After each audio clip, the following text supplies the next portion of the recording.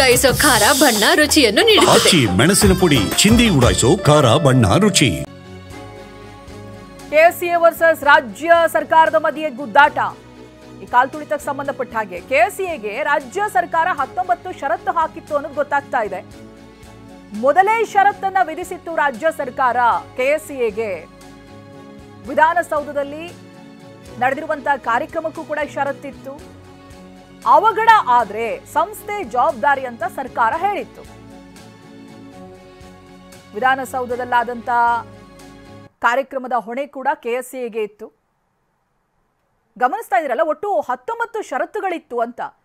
ಭವ್ಯ ಮೆಟ್ಟಿಲಾಗ್ಲಿ, ಪ್ರತಿಮೆ, ರಸ್ತೆ, ಉದ್ಯಾನವನಕ್ಕಾಗ್ಲಿ ಧಕ್ಕೆ ಆಗಬಾರ್ದು ಅನ್ನೋದು ಕಂಡೀಷನ್ ನಂಬರ್ 1.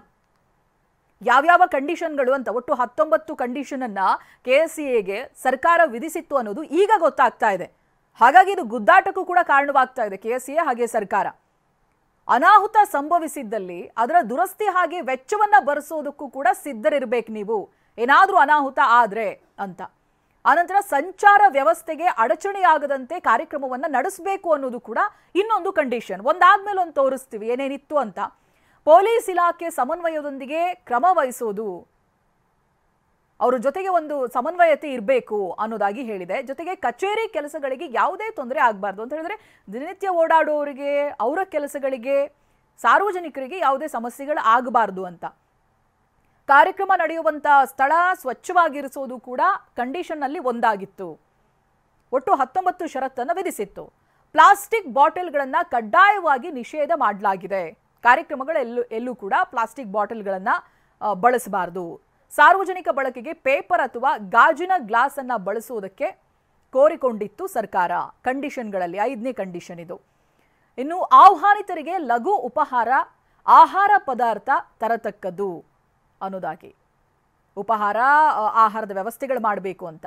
ಸಾರ್ವಜನಿಕ ಬಳಕೆಗೆ ಪೇಪರ್ ಹಾಗೆ ಗಾಜಿನ ಗ್ಲಾಸ್ ಅನ್ನ ಬಳಸಬೇಕು ಅಂತ ಹೇಳಿದ್ರೆ ಪ್ಲಾಸ್ಟಿಕ್ ಬಾಟಲ್ಗಳ ಬಳಕೆಯನ್ನ ಮಾಡಬಾರ್ದು ಅನ್ನೋದು. ಹಾಗೆ ಈವೆಂಟ್ ಮ್ಯಾನೇಜ್ಮೆಂಟ್ ಸಂಸ್ಥೆ ಭದ್ರತಾ ಠೇವಣಿ ಪಾವತಿಸತಕ್ಕದ್ದು.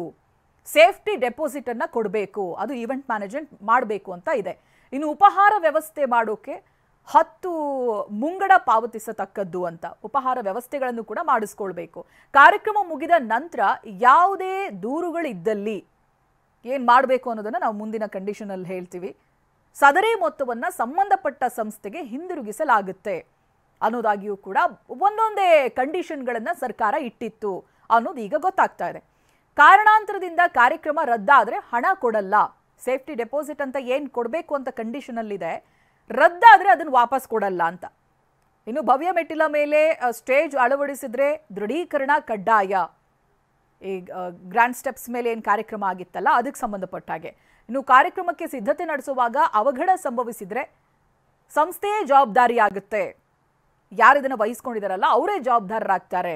ವಿದ್ಯುತ್ ಉಪಕರಣಗಳನ್ನು ಅಳವಡಿಸಿದಲ್ಲಿ ದೃಢೀಕರಣ ಕಡ್ಡಾಯ ಅನ್ನೋದಾಗಿ. ಒಂದು LED ಸ್ಕ್ರೀನ್ಗಳಾಗಿರ್ಬೋದು, ಲೈಟಿಂಗ್ಸ್ಗಳು, ಇವುಗಳಿಗೆ ಸಂಬಂಧಪಟ್ಟ ಹಾಗೆ. ಸಹಾಯಕ ಕಾರ್ಯಪಾಲಕ ಅಭಿಯಂತರರ ದೃಢೀಕರಣ ಕಡ್ಡಾಯ. ಅವರ ಪರ್ಮಿಷನ್ ಅನ್ನ ಪಡೆಯೋದು, ದೃಢೀಕರಣ ಪಡೆಯೋದು ಕೂಡ ಕಡ್ಡಾಯವಾಗಿದೆ. ಇದು ಆವಾಗಲೇ ಹೇಳಿದ್ವಿ ನಾವು, ವಿದ್ಯುತ್ ಉಪಕರಣಗಳನ್ನು ಅಳವಡಿಸಿದಲ್ಲಿ ಅದಕ್ಕೆ ಸಂಬಂಧಪಟ್ಟ ಹಾಗೆ ದೃಢೀಕರಣ ಪಡೆಯೋದು ಕೂಡ ಕಡ್ಡಾಯವಾಗಿತ್ತು ಕಂಡೀಷನ್ಗಳಲ್ಲಿ. ಸಹಾಯಕ ಕಾರ್ಯಪಾಲಕ ಅಭಿಯಂತರರ ದೃಢೀಕರಣ ಕೂಡ ಕಡ್ಡಾಯವಾಗಿರುತ್ತೆ. ಈ ಎಲ್ಲ ಎರಡು ಕಡೆಗಳಲ್ಲಿ ಕಾರ್ಯಕ್ರಮ ಆಗಿತ್ತಲ್ಲ, ಈ ಕಾರ್ಯಕ್ರಮಗಳಿಗೂ ಮುಂಚಿತವಾಗಿ ಹಾಕಿದ್ದಂಥ ಷರತ್ತಿದು. ಆಹ್ವಾನ ಪತ್ರಿಕೆ ಸಿದ್ಧಪಡಿಸುವಾಗಲೂ ಕೂಡ ದೃಢೀಕರಣ ಕಡ್ಡಾಯ ಅಂತ. ಹೀಗೆ ಒಂದೊಂದೇ ಕಂಡೀಷನ್ ಹಾಕಿದೆ. ಒಟ್ಟು 19 ಷರತ್ತುಗಳನ್ನ ಕೆಎಸ್ಸಿಎಗೆ ಸರ್ಕಾರ ವಿಧಿಸಿತ್ತು ಅನ್ನೋದು ಗೊತ್ತಾಗ್ತಾ ಇದೆ. ಇಷ್ಟೆಲ್ಲ ಆದ್ಮೇಲೆ ಆ ಕಂಡೀಷನ್ಗಳು ಏನೇನು ಅನ್ನೋದು ಈಗ ರಿವೀಲ್ ಆಗಿದೆ. ವಿಧಾನಸೌಧ ಕಟ್ಟಡದ ಸುತ್ತಮುತ್ತ ಡ್ರೋನ್ ಬಳಕೆ ಮಾಡೋದು ಕಡ್ಡಾಯ ಅಂತ ಹೇಳಿದ್ರೆ ಮಾನಿಟರ್ ಮಾಡುವಂತ ದೃಷ್ಟಿಯಿಂದ. ಅಗ್ನಿಶಾಮಕ ವಾಹನ ಮತ್ತೆ ಸಿಬ್ಬಂದಿಯನ್ನ ನೇಮಿಸಿಕೊಳ್ಳೋದು ಅವಘಡಗಳನ್ನ ತಡೆಯೋದಕ್ಕೆ, ಸೊ ಅದು ಕೂಡ ಕಡ್ಡಾಯವಾಗಿದೆ ಅಂತ. ವೈದ್ಯರು ಹಾಗೆ ಶುಶ್ರೂಷಕ ಸಿಬ್ಬಂದಿಯನ್ನ ನೇಮಿಸಿಕೊಳ್ಳೋದು. ಹೀಗೆ ಏನಾದರೂ ಒಂದು ಅವಘಡಗಳಾಯಿತು ಆ ಸಂದರ್ಭ ಡಾಕ್ಟರ್ ಇರಬೇಕಲ್ಲಿ. ಟೆಂಟ್ ಇನ್ನಿತರ ವ್ಯವಸ್ಥೆಯನ್ನ ಕಲ್ಪಿಸಿದ್ರೆ 15 ಲಕ್ಷ ಠೇವಣಿಯನ್ನ ಪಾವತಿಸಬೇಕು. ಸೇಫ್ಟಿ ಡೆಪಾಸಿಟ್ ಇಂದ ಹಿಡಿದು ಪ್ರತಿಯೊಂದು ಕಂಡೀಷನ್ಗಳನ್ನ ನೀವು ಗಮನಿಸಬಹುದು. ಗುತ್ತಿಗೆದಾರರು ಭದ್ರತಾ ಠೇವಣಿಯಾಗಿ 15 ಲಕ್ಷವನ್ನ ಪಾವತಿಸಬೇಕು ಅನ್ನೋದಾಗಿಯೂ ಇದೆ. ಕಾರ್ಯಕ್ರಮ ಮುಗಿದ 3 ಗಂಟೆಯೊಳಗೆ ಪೀಠೋಪಕರಣಗಳನ್ನ ತೆರವುಗೊಳಿಸಬೇಕು. ಕಾರ್ಯಕ್ರಮ ಆರಂಭ ಮಾಡೋದ್ರಿಂದ ಹಿಡಿದು ಕಾರ್ಯಕ್ರಮದ ವೇಳೆ ಮತ್ತೆ ಕಾರ್ಯಕ್ರಮ ಆದ ನಂತರದಲ್ಲಿ ಏನೇನ್ ಮಾಡಬೇಕು ಅನ್ನೋದಿದೆ. ವಿಧಾನಸೌಧದ ಆವರಣದ ಹೊರಗಡೆ ಜನ ಸೇರ್ತಾರೆ. ಸೊ ಅದ್ರ ಬಗ್ಗೆನೂ ಕೂಡ ಮುಂಚಿತವಾಗಿ ಮಾತುಕತೆಗಳಾಗಿದೆ. ಕಂಡೀಷನ್ ಅಲ್ಲೂ ಕೂಡ ಇದೆ. ಕಾರ್ಯಕ್ರಮದ ನಂತರವಾಗಿ ಎಲ್ಲವನ್ನು ಕೂಡ ಸರಿಪಡಿಸೋದು, ತೆರವುಗೊಳಿಸೋದು ಕೂಡ ಅವರದ್ದೇ ಜವಾಬ್ದಾರಿ ಅಂತ ಹೇಳಲಾಗ್ತಾ ಇದೆ. ಇಲ್ಲದಿದ್ರೆ ಪಾವತಿಸಲಾದಂಥ ಭದ್ರತಾ ಠೇವಣಿಯನ್ನ ಮುಟ್ಟುಗೋಲು ಹಾಕೊಳ್ಳಲಾಗುತ್ತೆ ಅಂತ. ವಿಧಾನಸೌಧದ ಹೊರಗಡೆ ಜನ ಸೇರ್ತಾರೆ. ಹಾಗೆ ಸ್ಟೇಡಿಯಂನ ಕುರಿತಾಗಿ ಕಂಡೀಷನ್ಗಳನ್ನು ಇದಾಗಲೇ ಹಾಕಿದೆ. ಒಟ್ಟು 19 ಕಂಡೀಷನ್ಗಳನ್ನು ಹಾಕಿದೆ. ಸಂಬಂಧಪಟ್ಟ ಪ್ರಾಧಿಕಾರಗಳ ಪೂರ್ವಾನುಮತಿ ಪಡಿಬೇಕು ಅನ್ನೋದು ಕೂಡ ಷರತ್ತುಗಳಲ್ಲಿ ಒಂದು.